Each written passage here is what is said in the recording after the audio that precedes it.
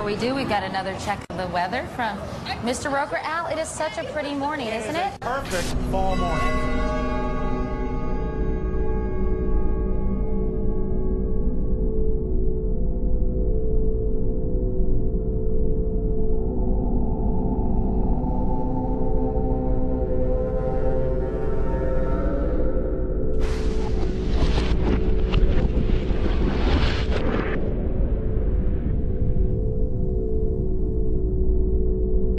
This is an NBC News special report.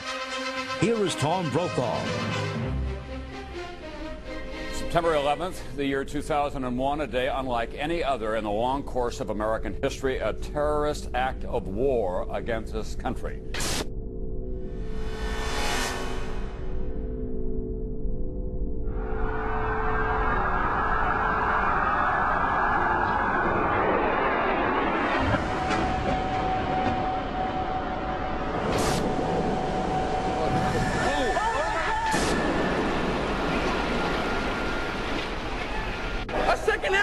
Your life is going to change, but more important, your son's life is going to change forever.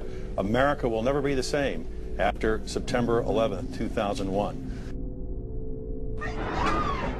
Oh my God! He's on almost everyone's list of the most likely suspects for today's attacks. The alleged mastermind, America's most wanted terrorist, Osama bin Laden. He has described the United States as the devil.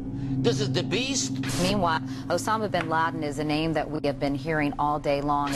They now believe that bin Laden was responsible. I'm told that Osama bin Laden likely deployed more than 50 terrorists. They are now, and I'm quoting here, 90% certain. Somebody provided the logistical support for this operation, and clearly the only person. Bin Laden comes to mind right away, Mr. Brimmer. Indeed, he certainly does. Bin Laden. This is his M.O. We have to look to the Middle East. We have to look to Osama bin Laden.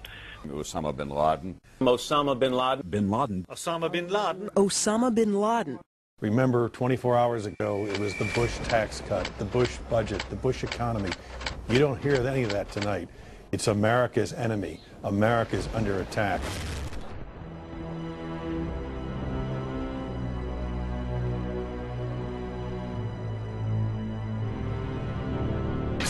Within hours of the attacks on the Trade Center, there seemed to be one suspect, billionaire terrorist Osama bin Laden, and his band of ragtag extremists Al-Qaeda were to blame. They successfully struck the #1 military power in the world in an unprecedented fashion. America would never be the same. The Patriot Acts, Homeland Security, domestic wiretapping and surveillance, the loss of civil liberties, all in order to fight terror and protect us here at home. Is Osama bin Laden really responsible for the attacks of September 11th? If so, why can't we apprehend him? Did you know the FBI does not list 9/11 as one of bin Laden's crimes? Why not? According to Rex Toom, Chief of Investigative Publicity for the FBI, it is because there is no hard evidence linking bin Laden to the attacks. If that is the case, how could the 9/11 Commission conclude it was the work of 19 radical Muslims from the Middle East, under the direction of Khalid Sheikh Mohammed and Osama bin Laden? Bin Laden has been universally blamed for 9/11, but if one takes a closer look at the available evidence, it points to a much darker power. 7 years later, what evidence has been gathered? Let's begin with the hijackers. Many of them were actually trained within U.S. military bases.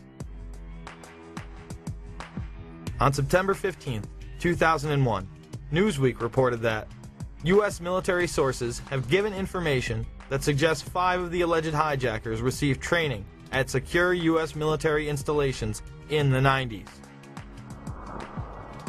Saeed al-Ghamdi, Ahmed al-Nami, and Ahmed al-Ghamdi listed their address on driver's licenses and car registrations as the Naval Air Station in Pensacola, Florida.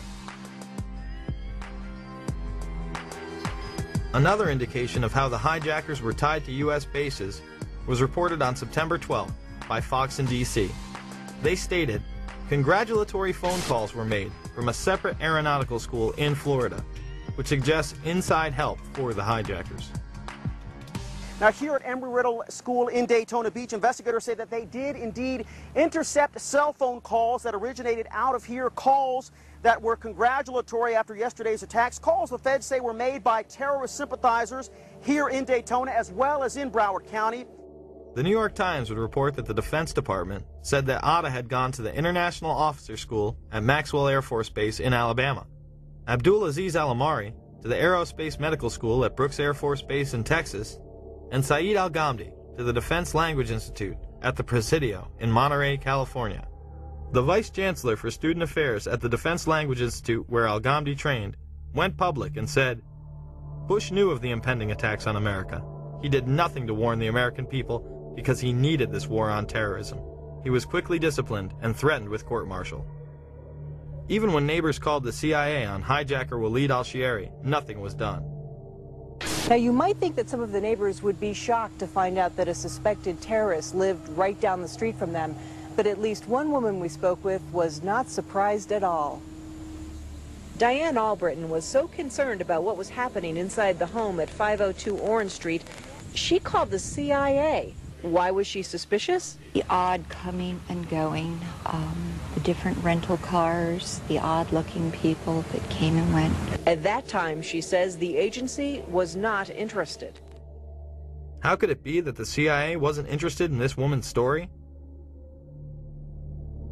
Other government officials would go public as well. J. Michael Springman, a former head of the Visa Department in Jeddah, Saudi Arabia, would blow the whistle that the United States was taking part in covert programs as far back as 1987 to funnel in and protect Islamic terrorists.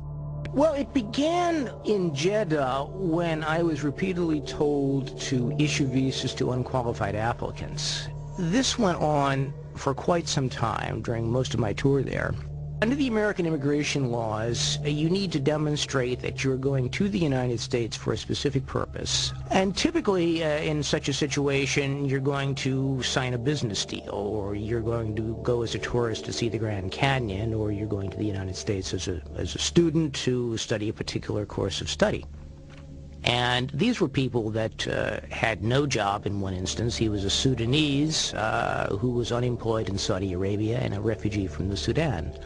But he got a visa for national security purposes after it was taken out of my hands by the chief of the consular section. At basis, though, I really think that these were more CIA assets, people that were recruited, like all of the folks I've been issuing visas to a couple of years previously. And these people were tools to be done for a job. Well, the visas issued to the hijackers in Jeddah came about as a result of it being a CIA consulate. It was the 5th largest visa issuing post in the Middle East. It was pretty much a closed system, and they simply brought them through there, knowing that they would be protected by the agency, that people would get their visas, or if they didn't get the visas, they could be made to be given visas. Once I got back to the United States and was out of the Foreign Service, I ran across a couple of people with ties to the American government that told me another story, that the CIA was recruiting fighters for the Afghan war against the then Soviets, and that their asset, Osama bin Laden, was working with them. In the early 1980s, bin Laden worked with operatives from U.S. intelligence, the Pakistani military, and Arab states. They ran a wide-ranging covert network that recruited and financed Muslim fighters to battle the Soviet army. It is now known that Osama bin Laden was a CIA asset under the codename Tim Osman. Bin Laden would use this handle when he would visit the States. The relationship between bin Laden and the CIA was essentially, he was one of their assets, one of the people they could turn to for help if they had questions. If they wanted somebody recruited, if they wanted somebody sent somewhere, if they wanted information, if they wanted something done, they went to bin Laden. Bin Laden isn't wanted by the FBI, and he was on a CIA payroll? Is he the brutal Islamic terrorist we have been led to believe, or a mere frontman? My question was, is it not true that the United States government paid $300 million to the bin Laden family for the construction of the military camps? At that point, then the person who was testifying had no choice but to admit, yes, that the money had gone to the bin Laden family for the construction of those military training facilities in Afghanistan. However, he added that none of that money went to bin Laden himself. Of course, it was a joke. Osama wasn't the only one working with U.S. intelligence. Hijackers also had ties to federal agencies. Alleged terrorists Khalid al-Mihdhar and Nawaf al-Zahami lived with and rented from an FBI informant. The New York Times stated on October 6, 2002, the Federal Bureau of Investigation had a confidential informer who rented rooms in California to 2 of the September 11th hijackers. But the Bureau is resisting a request from the Congressional Committee investigating the attacks to interview the informer and his FBI handler. Several members of the FBI had their investigations into terrorism impeded and shut down.